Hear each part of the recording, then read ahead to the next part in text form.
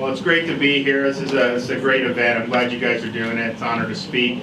I had the privilege last week of chairing a hearing on the chairman of the National Security Subcommittee about the benefits of moving our embassy in Israel to Jerusalem. And the president promised, and I think he will deliver on it. And basically, we had a powerful panel that said, do it soon, because I think it'll be something that'll be good for the United States and good for Israel. And I think reflecting on the Balfour Declaration and the significance of that made the hearing that much more important. You know, the Balfour Declaration was basically affirming what we all know from thousands of years of history of the Jewish people's intimate connection to this homeland in the state of Israel.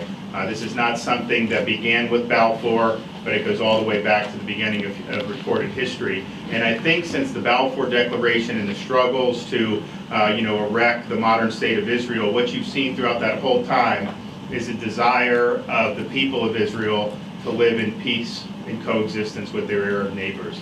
Israel's been willing to make all kinds of sacrifices, and yet throughout a lot of that history, Israel has been met with enemies that not only sought to go to war with Israel, but really to drive Israel off the map. From the very beginning, for the War for Independence, to the Six-Day War, 1973, the Intifadas that Israel's had to contend with. So you've had a resilient people that are fighting for this homeland, and throughout all has been one of the best allies that the United States could have. And so when we see things going on in the world, like what goes on in the United Nations, where last year they did 24 resolutions and 20 of them were anti-Israel resolutions, we in the United States need to stand up and say that is wrong.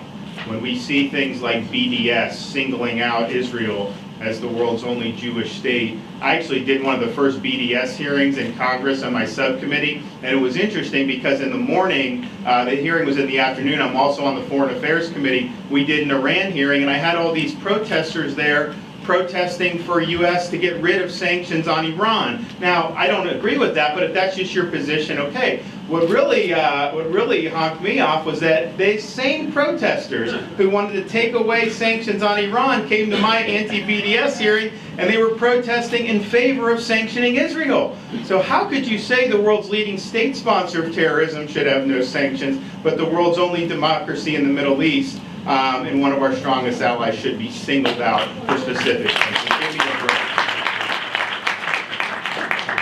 break.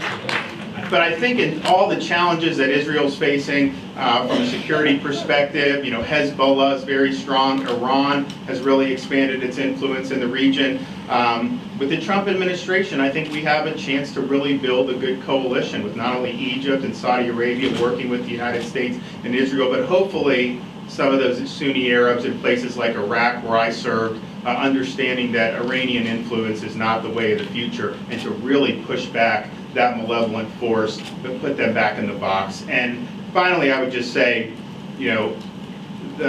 what you see in Israel right now, it really is a miracle. I mean, how successful this tiny little country has been in spite of all the odds stacked against it. If you want any technological innovation in the Middle East, you go to Israel. Heck, there's more in this phone that's come from Israel than even from the United States. You want medicine, you want whatever. Even the cultivating the land and energy they've been able to do. So I think it's a story of a democracy that reflects our values here in the United States, both from a Judeo-Christian perspective, but also from a Western philosophical perspective. And they are practicing those values in the toughest neighborhood imaginable, not only doing it well, but providing so many opportunities for their people. And the thing that brings it home for me is, you're better off being a Sunni Arab in Israel than you are in a lot of the Arab countries in terms of the opportunities that you could have there.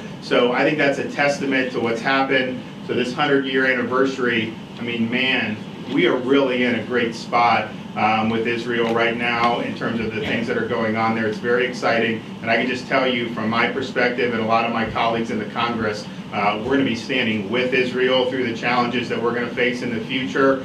We don't have a better friend in that region, and we will be with them every step of the way. So thank you guys. God bless.